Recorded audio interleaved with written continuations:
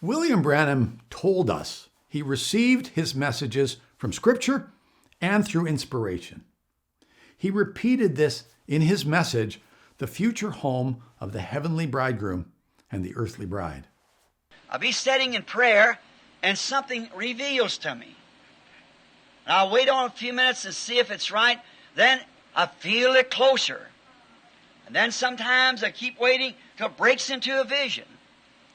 But when it begins to come and I'm satisfied it comes from God, then I go to the Scripture.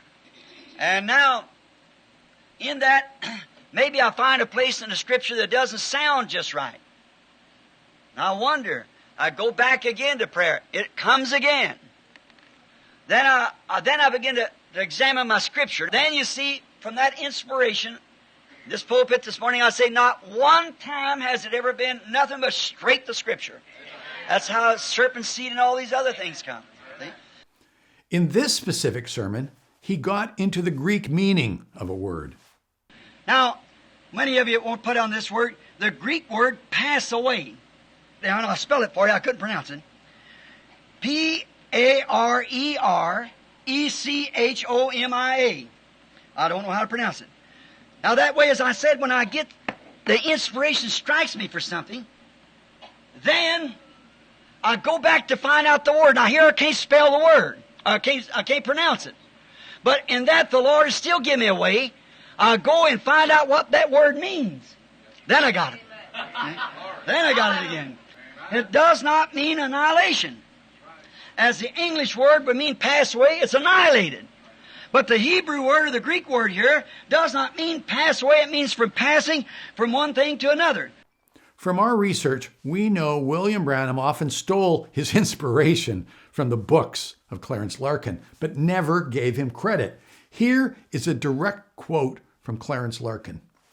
The Greek word perikomai, translated pass away, does not mean termination of existence or annihilation, but means to pass from one condition of existence to another. William Branham goes on in the same sermon to say, Here's a deep revelation from God. The city is measured 1,500 miles square. You know how far that would reach? I measured it off this week. It would reach from Maine to Florida. And from the eastern seaboard to 600 miles west of the Mississippi. In other words, half of the United States. Just for the city. That would make it 1,500 miles this way, 1,500 miles that way, 1,500 miles, the length by the breadth, by the height. It said in the walls and the foundation were equal. That doesn't necessarily mean that it's a cube or square.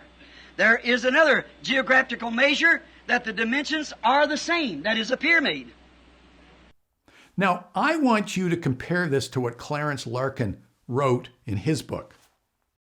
For the new city is 1,500 miles square, and would reach from Maine to Florida, and from the Atlantic seaboard 600 miles to the west of the Mississippi River. In other words, would occupy more than one half of the United States. We are told that the length and breadth and the height of it are equal. This does not necessarily imply that it is a cube, for there is another geometrical figure that has equal dimensions, and that is a pyramid. And it doesn't end there. A divine architect has designed it. Remember, it's not heaven. John said, I saw it coming down out of heaven. It's to be on earth. Here again is Clarence Larkin. It is just such a place as we would expect the divine architect to design and build. It is not heaven itself, for it comes down out of heaven. Ask yourself this question. Who had the deep revelation? Was it William Branham or Clarence Larkin? Why was William Branham not honest about where he got his revelation from? A person making things up tries to make himself look good, but someone trying to honor the one who sent him sticks to the facts and doesn't tamper with reality. How many got the future home of the bride and groom on the table? See, I brought it out, and that the Lord gave it to me.